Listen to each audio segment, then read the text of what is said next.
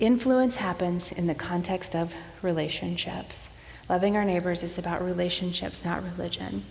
Come to the afternoon and I'll tell you how those relationships lead to these deeply spiritual conversations and how you can do that and how you can share your faith with your neighbor in a way that's very natural. It's not intimidating, it's not threatening, it's not weird at all.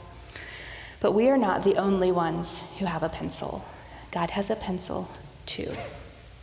And he uses it to write our names and our neighbors' names in the book of life.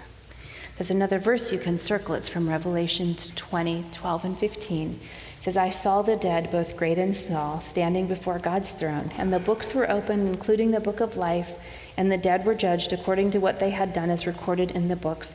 And anyone whose name was not found recorded in the book of life was thrown into the lake of fire. God will use his tool to write your neighbors' names in the book of life.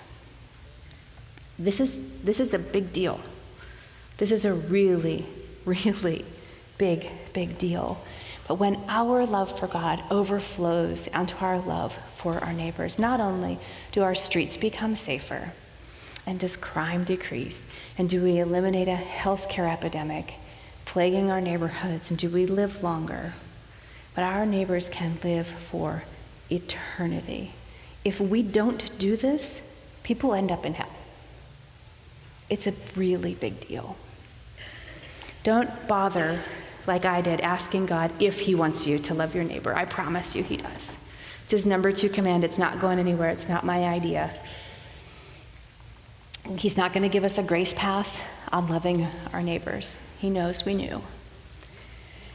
It's his second most important command, his priority. It's his plan to reach the world with the gospel news of Jesus Christ, starting right here in 901, one neighbor at a time. Thank you.